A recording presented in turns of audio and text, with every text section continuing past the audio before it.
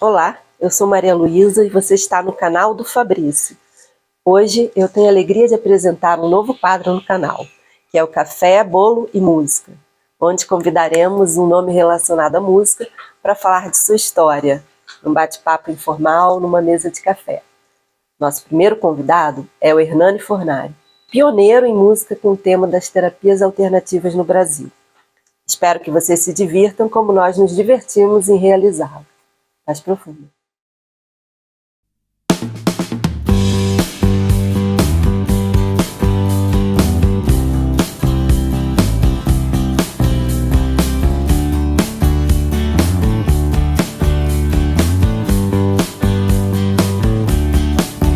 Little child, do take this way, because you'll get to the right place. My son, don't leave the country, because the nature still can't love. Bom, pessoal, eu estou aqui estreando esse quadro no canal, o Café, Bolo e Música, trazendo para vocês o meu amigo Hernani Fornari, que é pioneiro em música de terapia, música de cura, não é isso, Hernani? Digamos que sim. Pois é. Então a gente vai começar falando de como foi o seu início com a música. Sua família teve algum músico na sua família, artista? Então, Fabrício, eu primeiro te agradecer, né? Esses 7 anos de amizade são inenarráveis na minha vida, porque um humilde compositor não faria nada se não fosse um super músico, e eu acho que a gente fez uma química muito bacana, eu sou muito grato por isso. Obrigado. Então, Fabrício, eu nasci com uma avó artista, que foi a primeira influência musical que eu tive na vida. E a minha avó era tão aberta, tão aberta. A minha avó tinha uma brincadeira que a gente fazia, ela ouvia Rádio Mac o dia inteiro, música erudita, e a gente ficava fazendo aposta, eu e meu irmão, para ver se ela errava ou acertava. Ela dizia o que era que estava tocando, a sinfonia, concerto, e eventualmente quem estava tocando. Ela era muito erudita. Só que a minha avó ouvia rock and roll comigo. Isso nos anos 70. Só. Isso mais pra frente. Então minha primeira influência foi ela. Agora, é claro que a primeira grande influência foi Beatles. Eu nunca vou esquecer, no colégio, em Ipanema, no Rio de Janeiro, 8 anos de idade, a primeira vez que eu ouvi Beatles. Provavelmente a Hard Day's Night, ou She Love You, ou I Wanna Hold Your Hand. Eu não estou bem certo cronologicamente quem veio primeiro, mas aquilo foi um impacto. E depois Jovem Guarda, Roberto Carlos, aqueles primeiros discos que você gosta também, Negro Gato e tudo. Beatles, né? Não tem como. Começa por aí. Na vida, praticamente quase todo mundo que tem algum relacionamento com música, né? Com certeza. Eu estou lembrando daquele dia que a gente estava passeando aqui na Vila Suíça, que você falou da primeira banda que você viu tocar. Como é que foi isso? Então, eu vim morar em Miguel Pereira com 11 anos de idade, quando meus pais se separaram. E um dia, andando por aqui, eu estou dizendo por aqui, porque é por aqui onde a gente está agora. Nesse lugar perto daqui da sua casa. Andando por aqui, eu passo na frente de uma casa e tem uma banda tocando. Eu estou falando de 1967. Eu tinha 11 anos de idade. Uma banda tocando, dois guitarra, baixo e bateria. Fiquei ali. Eu fui o moleque pentelho daquela banda. Chamava os Spalas. Eu era estudante, garotada tocando. Spalas? E eu fiquei uma semana ali com eles. E eles tocando a mesma música. Chamava Andaluzia. Essa música é conhecida. Então foi a primeira vez que eu peguei uma guitarra na mão. Foi nessa situação. Mas aí como chegou até Foi por aquele caminho de violão? Sim, aí na sequência eu comecei a perturbar meus pais, ganhei um violão. E comecei a estudar com uma professora de violão, que é aqui de Miguel Pereira, que hoje é a dona do CCA, e foi minha primeira professora de violão. Nessa época, que eu estou lembrando aqui, você está com quantos anos aí? Com 66. Está com o quê? 11 anos? Nessa época, estava com 11 anos.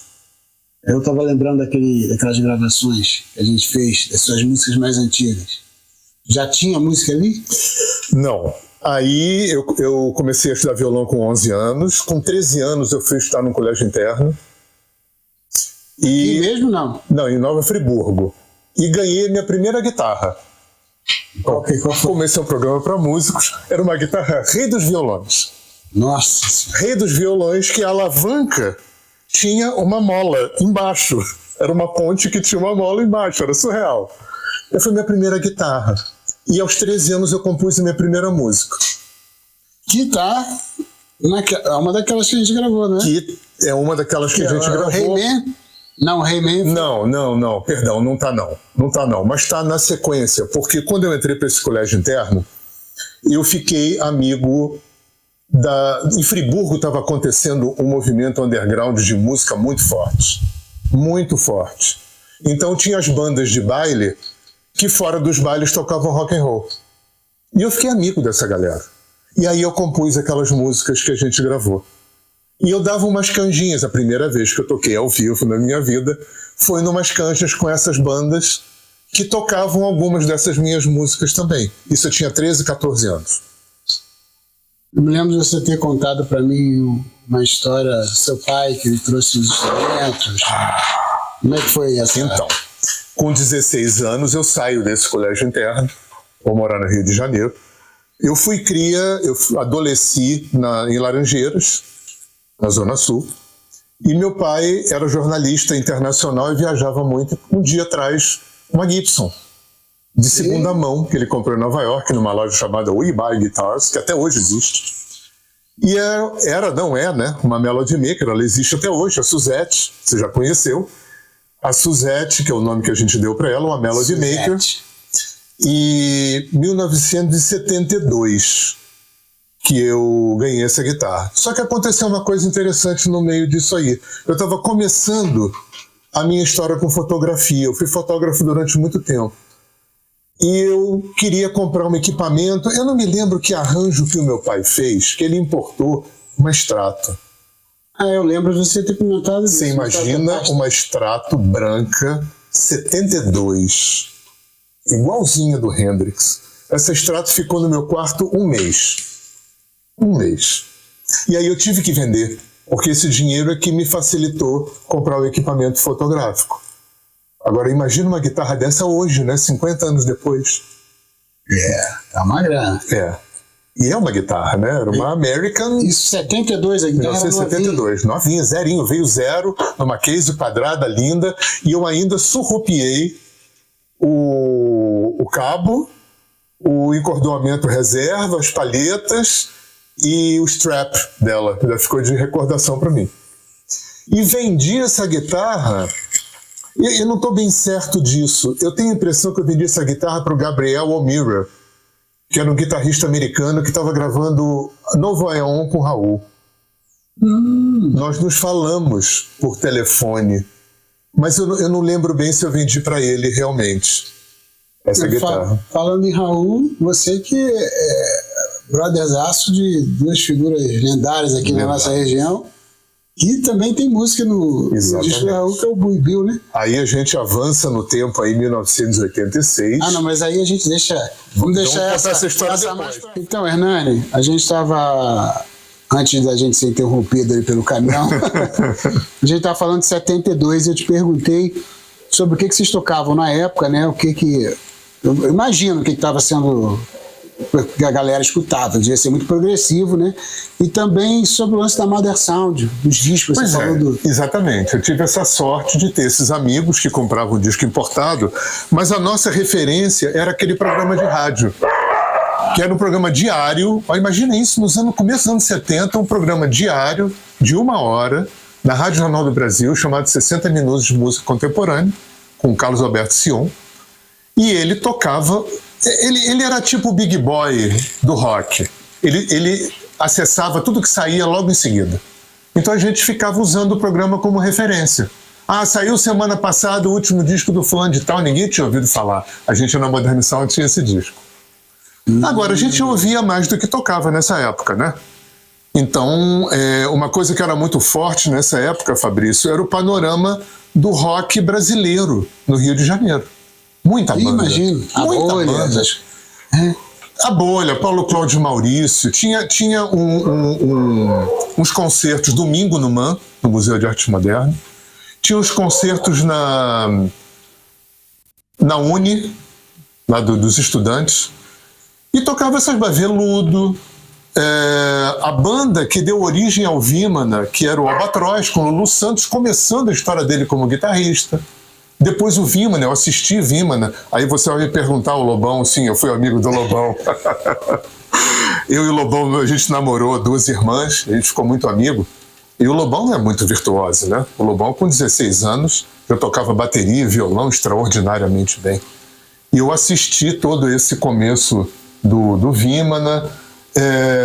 Tem uma história muito, muito engraçada que aconteceu nessa época, quando eu fui morar em Visconde de Mauá, em 1975.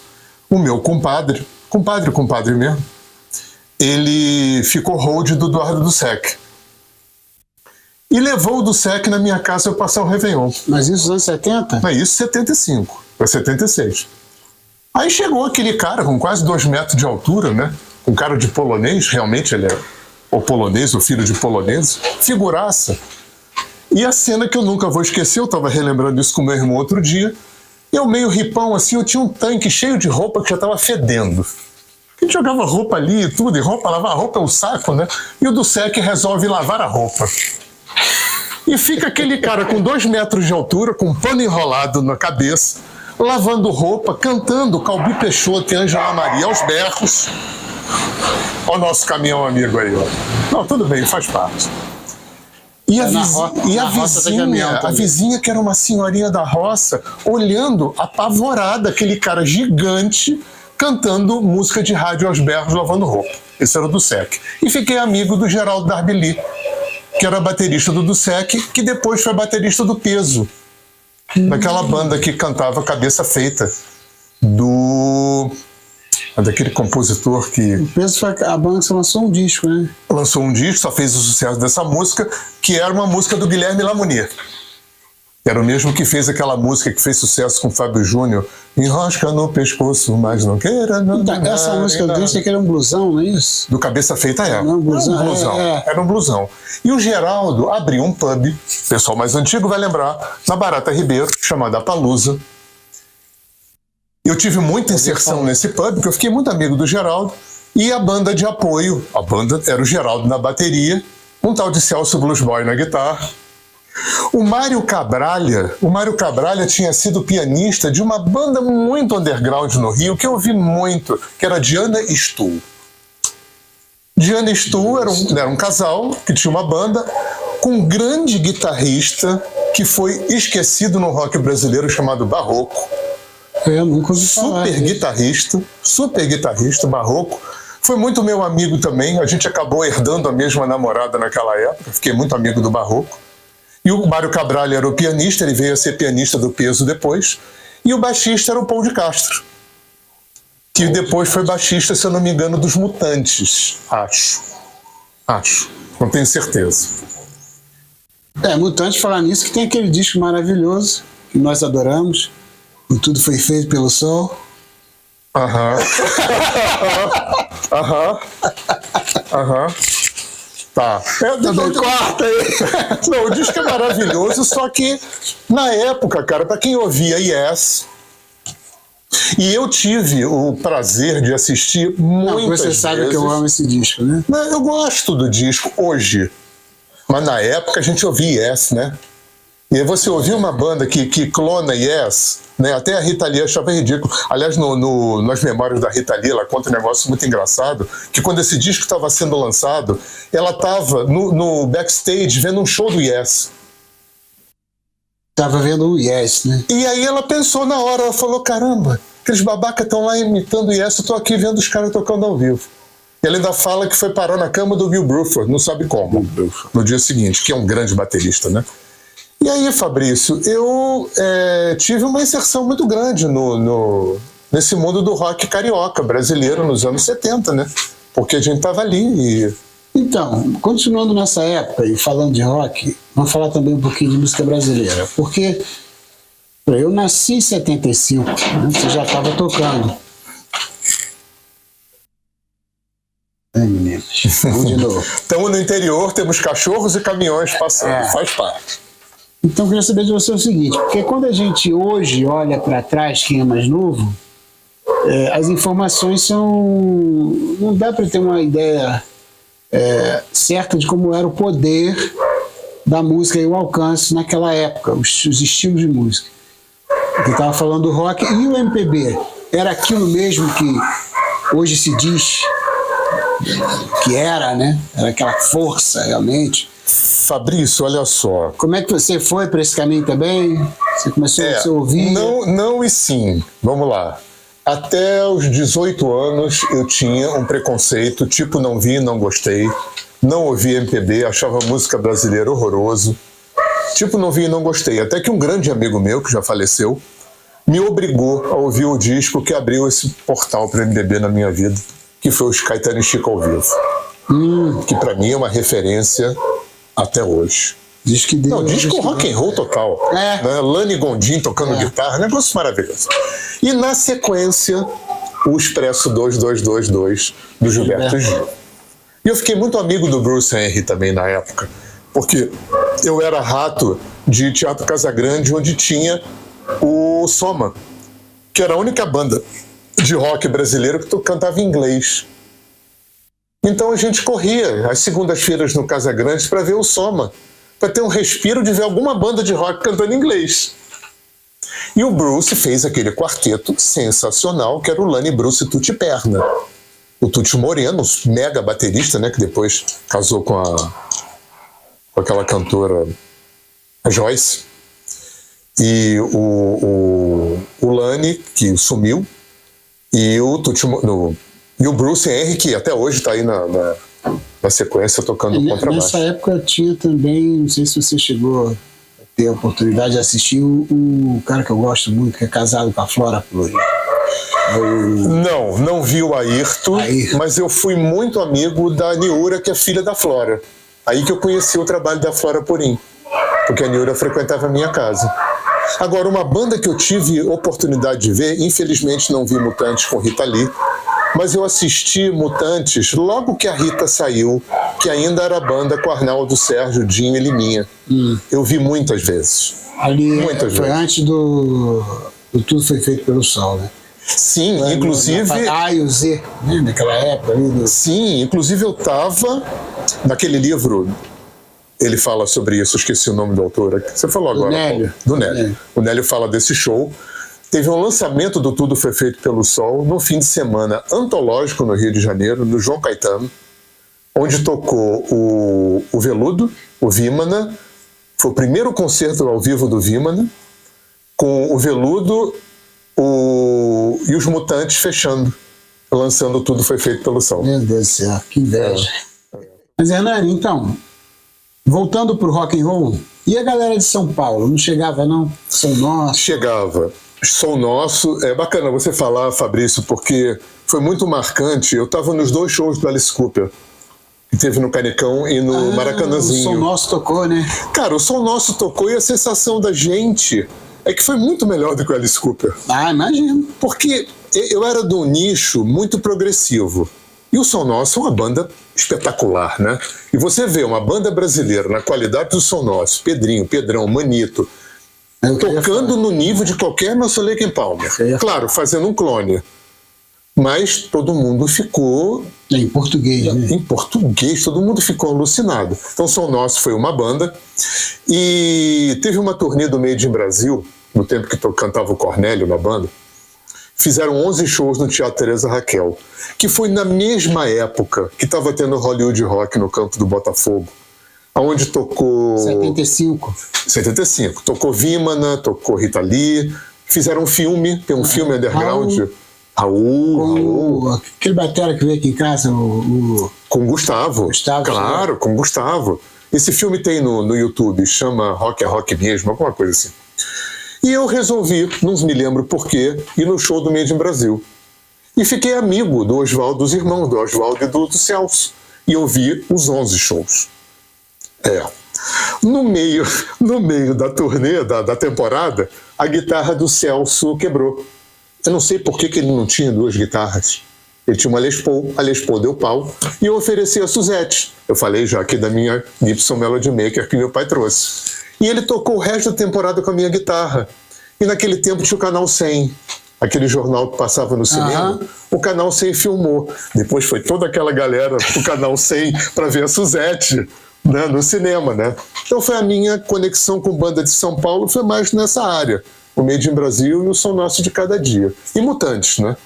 Com certeza. Eu sou fãzaço do Som Nosso. Eu também. Eu acho uma das melhores bandas de todos os tempos de rock brasileiro. Mas só gostei do primeiro disco. Infelizmente, os três não...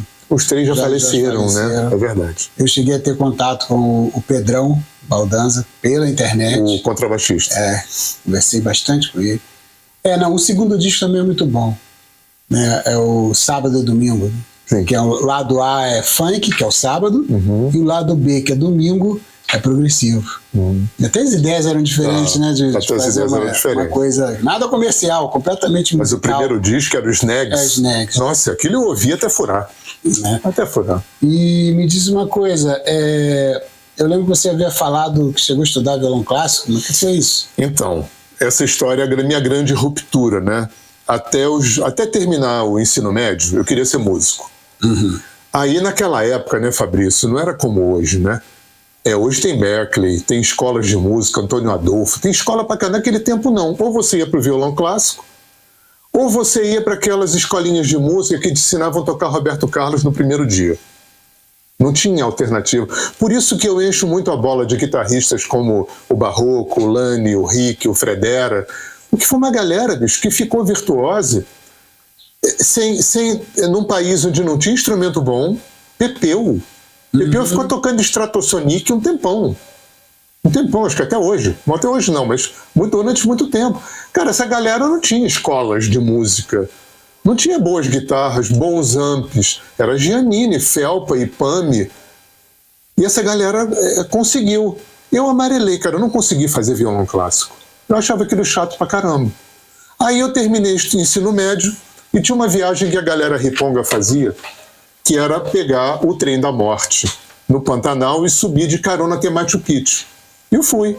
Passei 2 meses fazendo essa viagem. E no meio da viagem, eu comecei a ouvir falar, em 1974, eu comecei a ouvir falar de um paraíso mágico no meio da Serra da Mantiqueira chamado Visconde Mauá.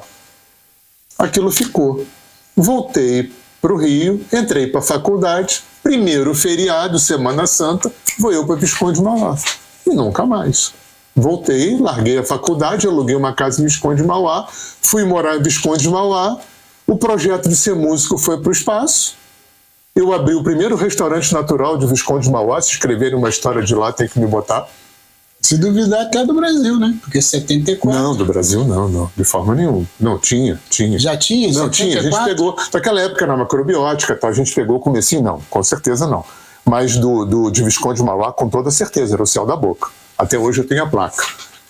E aí, cara, foi pro espaço, né? Essa coisa de ser músico, e eu comecei a compor. Eu já vinha compondo, com muita limitação técnica. E até que um dia no meu restaurante, eu estava quase fechando, parou um carro, saiu uma galera que eu conhecia, que era uma banda de chilenos, Grupo Água. A gente ficou amigo deles. E saiu um negão. Eu olho e falo, eu conheço esse cara. Quando o cara entra, aquele cara enorme, era o Milton Nascimento. Uau. Aí entraram, a gente já não tinha mais comida. Entraram e sentaram, porque eu conhecia o pessoal da banda, já tinha visto o show deles no Rio. Eles tocaram 2 músicas no Minas. O Milton se apaixonou pela banda e convidou eles para gravarem no Minas. Eles tocam 2 músicas. Uma delas é o Volver a Los 17, da versão que o Milton fez da música da Mercedes Sosa, que não é da Mercedes Sosa, é da Violeta Parra. E aí tá aquela coisa assim, aquele constrangimento e tal, e eu, da minha cara de pau, assim, eu falei, cara, você não vai sair sem tocar uma música pra mim, né? Eu estava eu contei como é que foi o meu despertar com música brasileira, ouvindo Chico e Caetano ao vivo e tal, e logo na sequência eu conheci o Milagre dos Peixes, que foi minha abertura para Milton Nascimento. Eu fiquei apaixonado. É o disco ao vivo, né, com o Wagner Tiso. Tem o ao vivo e tem o de estúdio, né? Tem o Milagre dos Peixes de estúdio e o ao vivo. Aí, aquilo foi uma paixão, cara, e entra aquele cara na minha casa, e eu na minha cara de pau, e ele riu, né? Ele não estava com a menor vontade de tocar, mas eu dei o meu violão para ele, ele tocou, ele falou, você quer que eu toque o quê? Eu falei, Cais. E ele tocou Cais para mim, eu chorei, me emocionei, aquela coisa toda. E foi o assunto de Visconde de Mauá, foi o Milton Nascimento teve lá em casa. Muito bom. Isso foi muito legal. Cais que recentemente foi surrupiada, mas isso é um outro assunto, por um inglês famoso, que já não está entre nós. Mas estão ouvindo aí. Depois você me conta em off. E aí depois teve a história do Dussek. Foram os dois artistas que tiveram assim lá em casa. Mas é aquela banda que você virou vocalista, não foi nessa época aí também? Não, mas assim, aí... Não, aí a gente tem que voltar um pouquinho no tempo, né? A gente tá atropelando um pouco as histórias. Sim. Quando eu estava no Rio, eu era moleque, aí tem a história do meu pai que deu a guitarra, aquela história toda. Eu conheço uma pessoa, um amigo meu, que depois faleceu, o René Clerc, que estava com uma banda e precisava de um cantor. Eu tinha 17 anos. Uma das músicas que a gente gravou, daqueles rocks pesados, é uma música minha que a gente tocava nessa banda. E a gente formou o Cristal. Fizemos 5 shows. Foi a nossa vida útil, foi de 5 shows em colégios. Quando eu fui tocar no meu colégio, eu toquei no Zacarias, que era um colégio em Laranjeiras famoso, no Catete. Toquei no MAN. Toquei num teatro que tinha na Carioca, chamado Teatro de Arena. E fui abrir um show do Serguei, no meu colégio. Só que o Serguei não foi. Ele deu uma de Tim Maia. Tim Maia do rock. O Tim Maia do rock, o Serguei não foi. E aí a banda de apoio do Serguei fez o show principal. E essa banda durou 5 shows. Voltando para Mauá, 5 anos depois, eu montei uma banda. A banda que tocava quem estava ali. Não tinha ensaio, não tinha repertório, era uma banda exclusivamente de jam session. Uma dessas jam sessions, quem fez com a gente foi o Marcelo Susequinde, da Bolha, que estava por ali. E viu aqueles malucos tocando e tocou lá um pouco com a gente. Era só jam, porque o nosso cantor era o cara que carregava os latões de leite no caminhão do caminhão do leite. O Azulão, que já faleceu também. O Azulão se apaixonou pela Ripongada, falou que era cantor, ele tinha uma voz de blues, só que ele cantava em inglês, inventando, porque ele não falava uma palavra de inglês. E um dia ele chegou com um monte de papel, com umas coisas escritas, e eu li aquele negócio, eu falava, Azulão, o que é isso? Ele falou, é as letras em inglês, como eu ouço. Eu falei, bacana, vamos... Mas o pessoal que ouvia ficava tão bêbado que ninguém notava. Então ele se divertia, a gente tocava ali, sem ensaio. Engraçado, Hernani, você falando dessas coisas, você falou da dificuldade do estudo, dos equipamentos. Muito. Eu sei que cada época, né, tem suas... O seu tempo, o tempo é diferente. Hoje a galera tem acesso a tudo. A tudo. Inclusive, quando eu falo, não é exagero, que qualquer instrumento chinês vagabundo, mais barato, dá de 10 no que a gente tinha naquela época. Mesmo eu, que sou de 2 gerações depois ali, pelo menos, né? E você vê que a galera fazia. Não era impedimento, né? A galera não fazia. Ter. Mas você estava falando dos equipamentos, né? Eu comentei que na época não tinha nada muito bom e que a galera fazia assim mesmo. E hoje o pessoal tem acesso a tudo, mas está mais preocupado em ter as coisas do que fazer com o que tem. É o culto da grife. Né? Aí você estava falando dos amplificadores. Né? Pois é, porque os instrumentos realmente eram muito ruins. Eu me lembro, a gente está aqui falando para músicos, né? Eu tive um baixo felpa, um negócio horroroso. Guitarra sound, guitarras... tinha umas Giannines boas, mas tinha umas Giannines muito ruins. Tinha uns...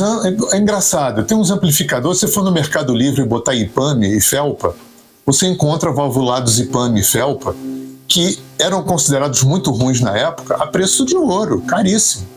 E você vê o pessoal enchendo a bola de equipamentos que o pessoal torcia o nariz, mas que foi reconhecido como equipamentos muito bons. Os True Reverbers da Giannini, os tremendões, os Thunder Sounds, os valvulados de 50, de 100 watts, que hoje o pessoal fala, caramba, eram muito bons.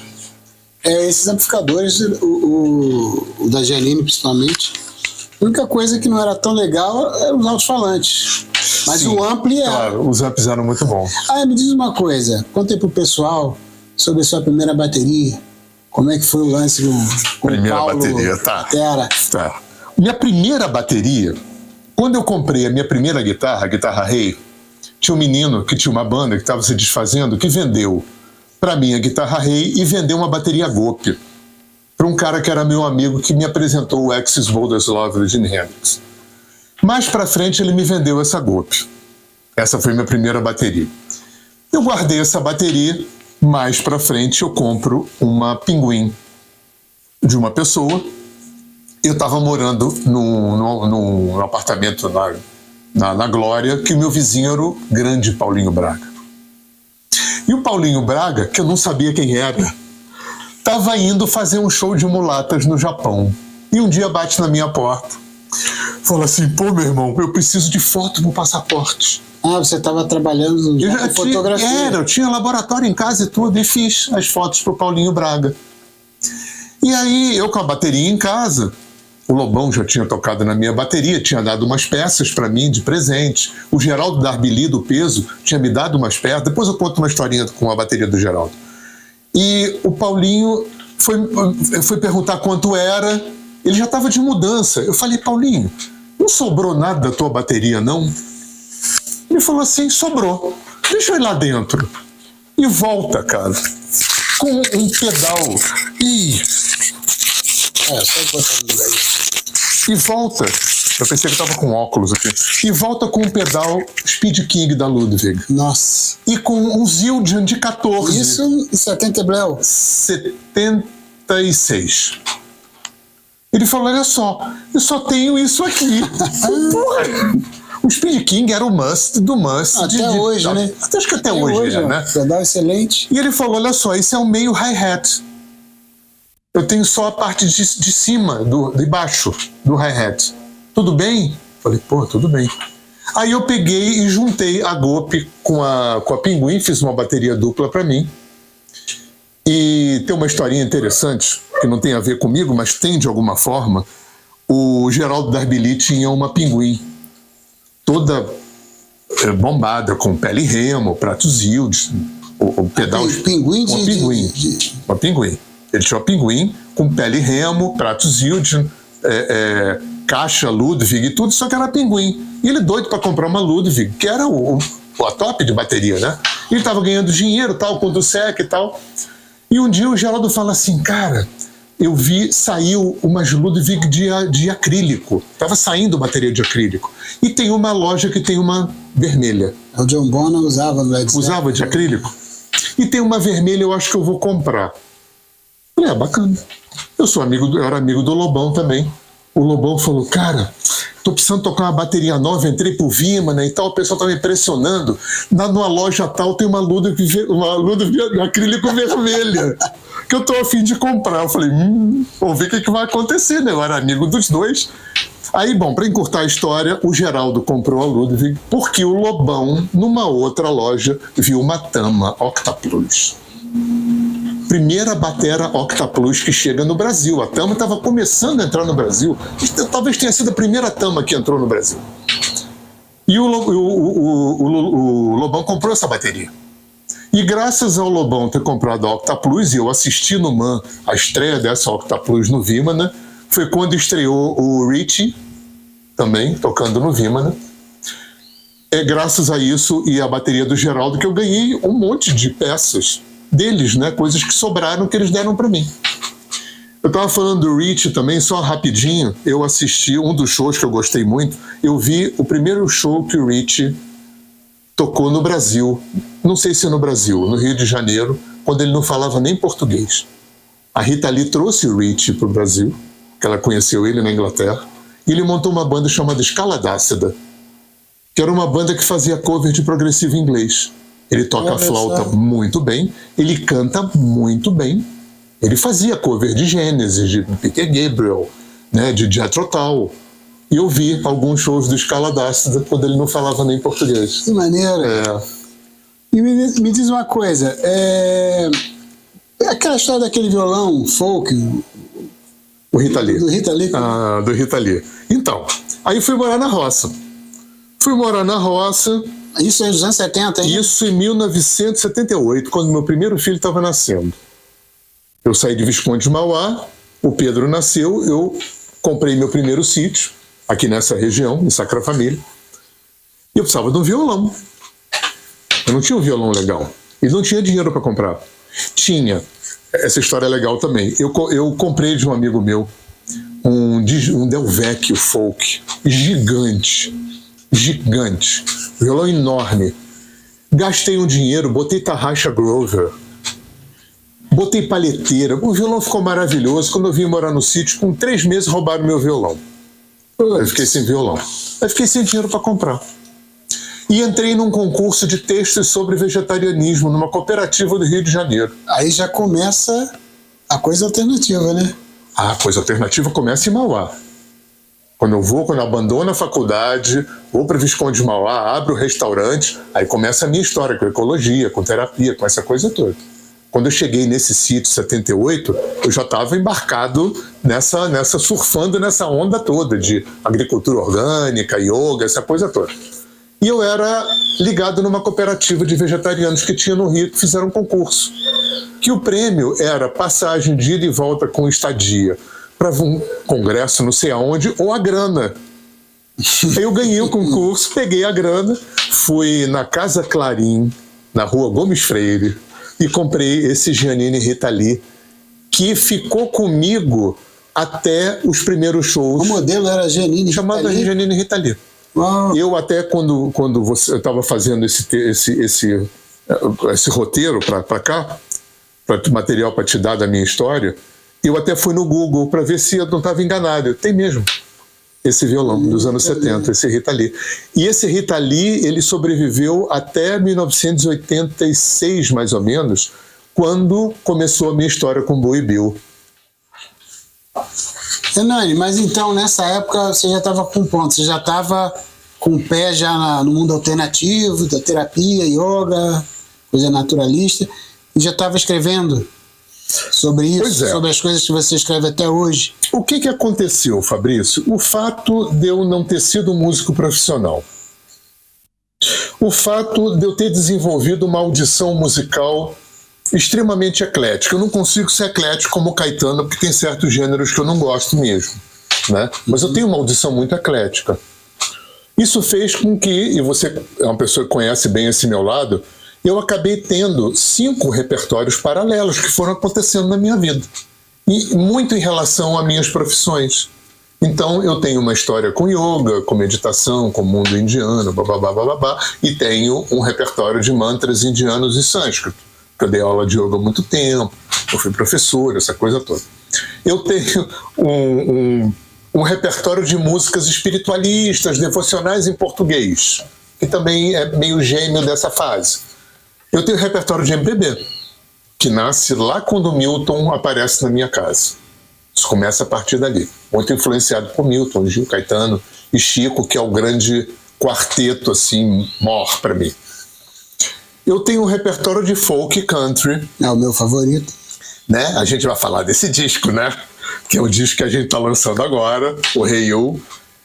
E esse repertório começa nos anos 70, porque, assim como você, eu também bebi muito de Bob Dylan, James Taylor, Cat Stevens, John Denver, Jim Croce, Crosby, Stills and Nash, Simon & Garfunkel, Neil Young, Crosby, Stills, Nash and Young, juntos e separados.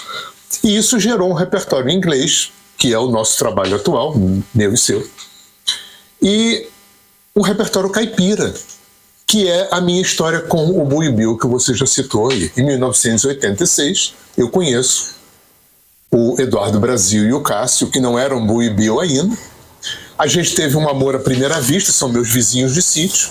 Você citou uma coisa que... Mas você conheceu Eu conheci o Bill no Rio aqui. Não, conheci aqui, são meus vizinhos de sítio. Eu conheci meio por acaso. E a gente começou a tocar junto, foi um amor à primeira vista, assim.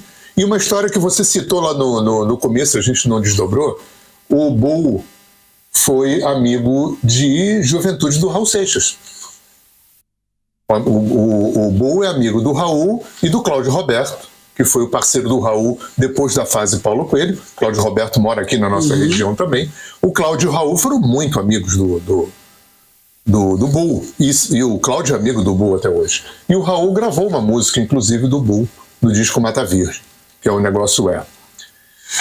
E aquela coisa foi, aquela paixão, a gente se encontrou ali, imagina, morando na roça, meio solitário ali, a gente encontra um parceiro, e a gente fez muitas músicas juntos. Um vizinho amigo nosso resolve ser prefeito, se candidata, monta um trio elétrico, sabia que a gente tocava, falou, vocês não querem tocar nos comícios?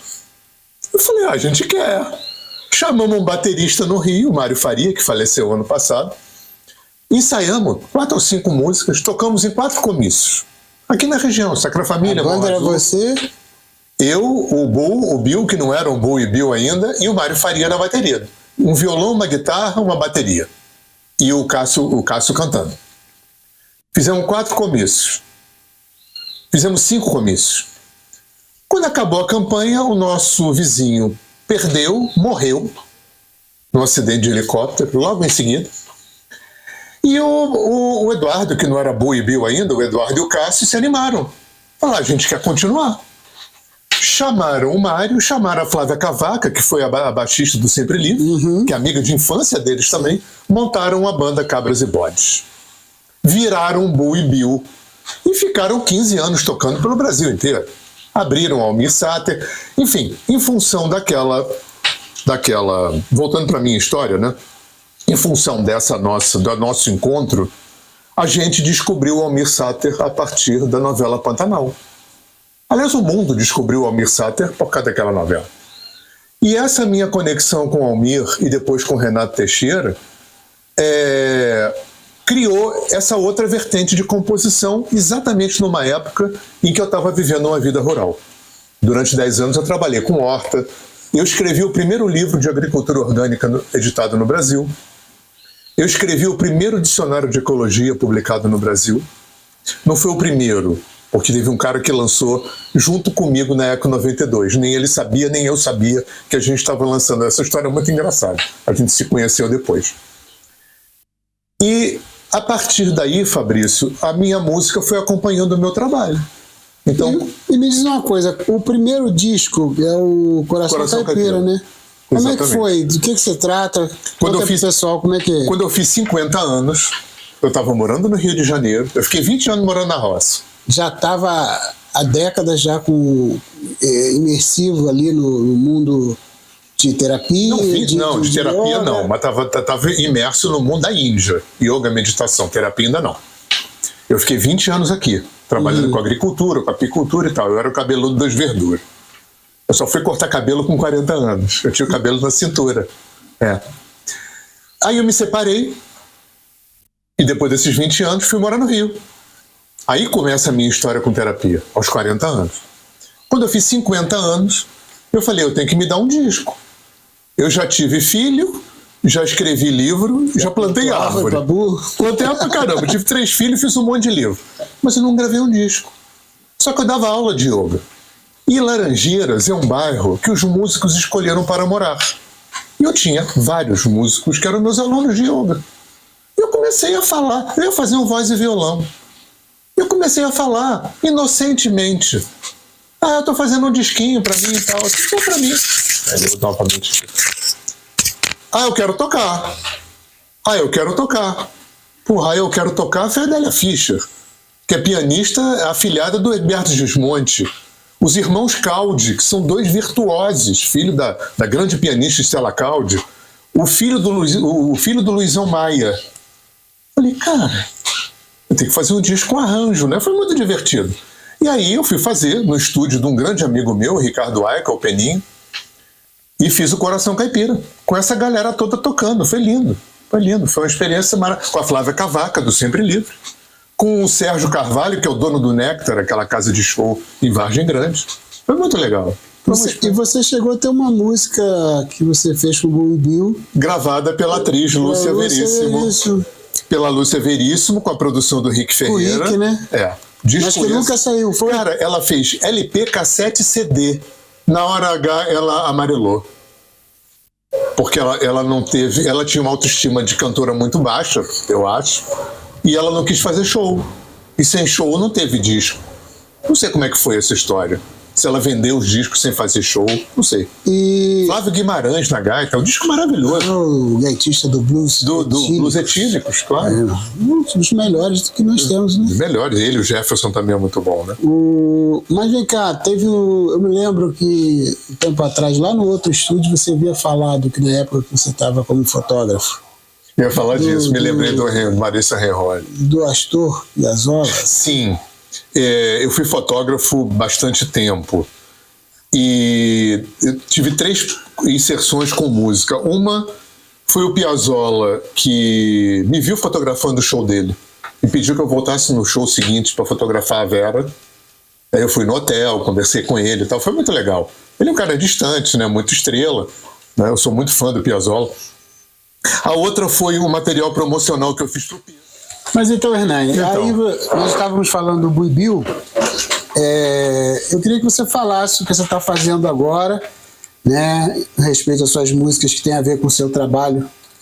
E também falasse um pouquinho daquela música que virou uma espécie de hino, né? Tá. Que é Por Todas as Nossas Relações, que tem a ver também com o Bowie Bill, né? O nascimento, né? Tem. O que é importante falar, Fabrício, que eu já tinha falado antes, é que, por eu não ter sido músico profissional, a minha música foi acompanhando o meu trabalho, a minha vida. Eu fiz muita coisa, eu morei em muitos lugares, e não só o estilo de música, como a temática das letras foram acompanhando isso. E eu tenho 2 grandes divisores de água na minha história, de pessoas que cruzaram o meu caminho. Uma foi o Bowie Bill, e a outra foi um cara chamado Fabrício Macedo. Foi 2 grandes divisores de água na minha história. Quando eu chego no Rio em 96, aos 40 anos, que minha vida muda, e eu entro nessa história de terapia, a minha composição também acompanha essa temática, e eu saio de uma temática caipira, porque eu não estava mais na roça, e entro numa temática terapêutica, né? Inicialmente eu comecei com yoga, eu dei aula de yoga durante muito tempo. Eu fui professor de formação de instrutores de yoga.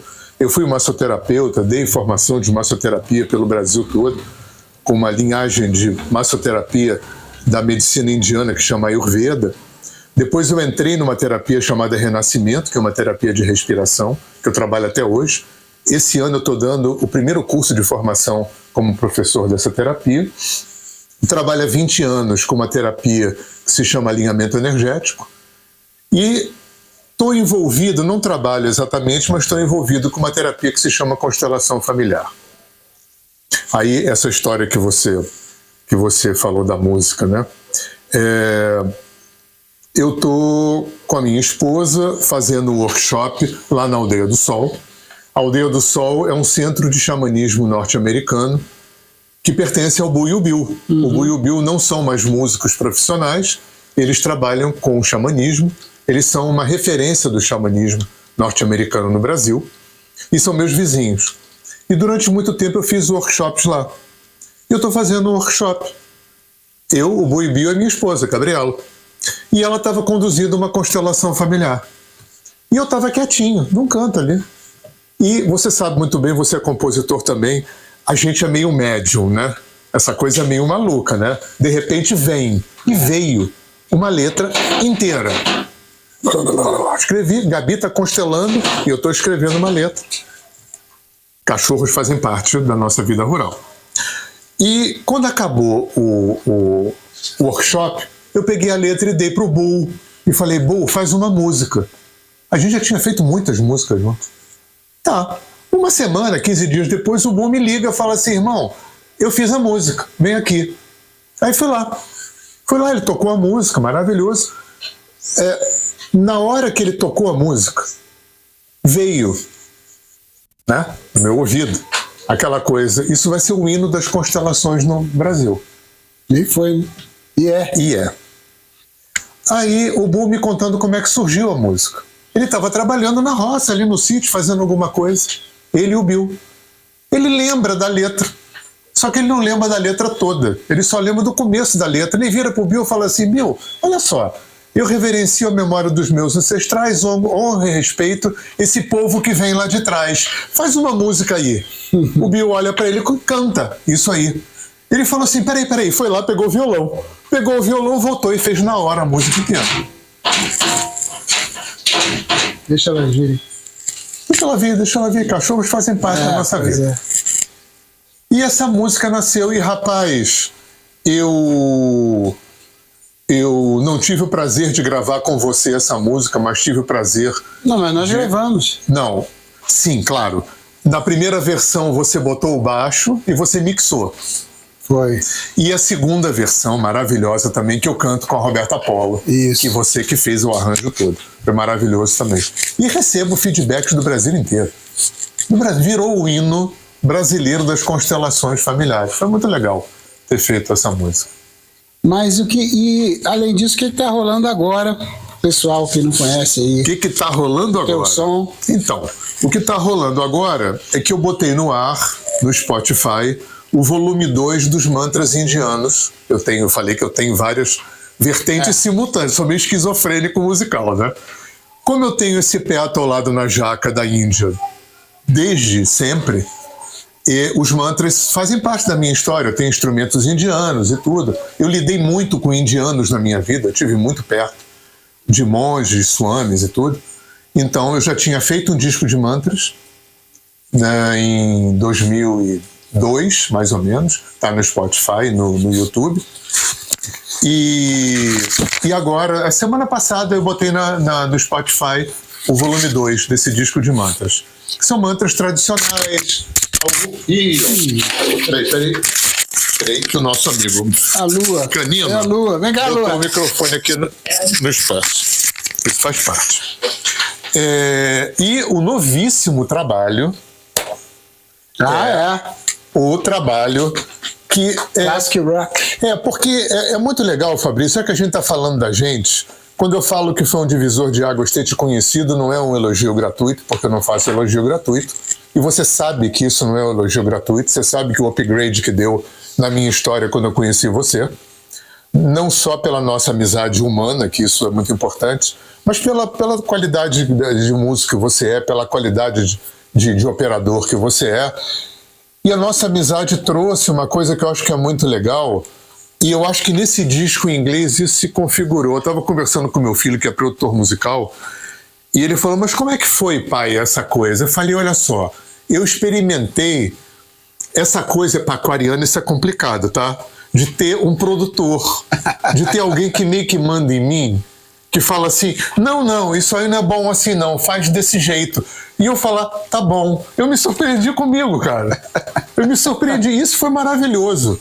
Porque essa coisa de você reconhecer que apesar de você preferir de uma forma, o outro tem um approach, né?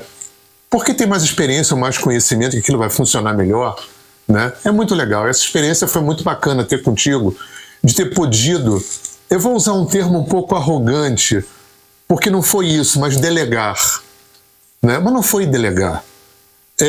Eu acho que a bem da verdade, se eu fosse fazer alguma coisa profissional com esse disco, tinha que ser meio a meio. Porque se por um lado as músicas todas são minhas, e se por um lado eu que canto tudo, por outro lado, cara, produção e arranjo foi nós dois, né? Não fui eu, né? A tua participação como coprodutor e como arranjador foi muito maior do que tudo que a gente fez junto até hoje, né? Porque a gente até hoje só tinha feito single. A gente tá gravando desde 2015. A gente fez uns 40 singles, eu acho. Nossa. Sei lá. A gente já gravou muita coisa. Mas sempre naquela coisa de... Eu chegava com um arranjo mais ou menos na cabeça, você sugeria coisas, e bacana, e vamos ali. Esse disco não, esse disco a gente fez do zero. Esse disco tá muito bom. Esse disco não foi muito porque eu que fiz não, mas é porque tem o lance do Classic do classic rock, isso mesmo. do folk, Isso mesmo. folk tradicional, É. né? Não é esse folk moderno, aquele Não, folk, do folk. que é totalmente que onde eu nado ali mais tranquilo, né? A minha praia. E a gente tem essa influência, né? E a gente tem a mesma influência. Mesmo amor pelo Johnny Winter, que não é folk, mas na hora de pegada de guitarra E curiosamente, você, apesar de muito mais jovem do que eu, em muitas coisas você é muito mais roots do que eu, né? Também tem isso. Né? Às vezes quando vem a caixa seca de bateria, eu falo, pô, Fabrício, aquela bateria seca de anos 70. Eu tenho uma... É essa que eu gosto. Aquelas viradinhas de Roberto Carlos, tudo fechado. Eu já gosto mais de tom, aquele tom mais ressoante, assim, né? Tom mais de progressivo. Mas o Harry, o meu filho, falou uma coisa muito legal. Ele é uma pessoa muito... Esse meu filho mais novo, produtor, para ele elogiar é fogo, né? Quando ele elogia é porque é mesmo. Ele falou, pai, tá muito bom, tá muito enxuto. E o Harry gosta muito de coisa mais enxuta, né? Mas que vem a galera que trabalha com isso, que está assistindo a gente, é porque esse disco nós fizemos aquele processo que eu não havia feito ainda antes com você. Eu já tinha feito com você. Discos meus, de já gravar processando. Exatamente. Para depois não ter muita coisa para fazer. Já vem pronto. Você escolhe o som antes, é esse som aqui que vai ficar. E depois é só ajustar o pan, o volume e masterizar, porque aí a coisa fica não fica muito, parece que processada demais, né? Pasteurizada e tal. Bom, gente, essa foi a minha primeira entrevista para esse quadro novo que a gente está tentando desenvolver aqui no meu canal. Eu tive a honra e a alegria de receber esse cara, meu grande irmão, cara que tem muita influência, desde que eu o conheci, uma pessoa muito influente em mim, e que fez muitas coisas aí que vocês nem imaginam. Inclusive, é um dos responsáveis por existir, de certa forma, muito contundente, o canal, né, e outras coisas, que meu irmão Hernani Fornari. Hernani, queridão, obrigado, meu brother. Muito bom estar aqui com você. Amém. Você sabe que a nossa amizade está em muitos níveis, né? Isso é muito bom, né? Bom. Muito bom. A gente só não pode... O único lugar que a gente não anda junto é quando vai falar de política. O resto... Tá tudo... A gente não precisa falar. Valeu, muito bom. brother. Gratidão, querido. Gente, gratidão. Um grande abraço. Por assistir. Grande abraço aí, gente. E Muito até bom. a próxima. Paz profunda.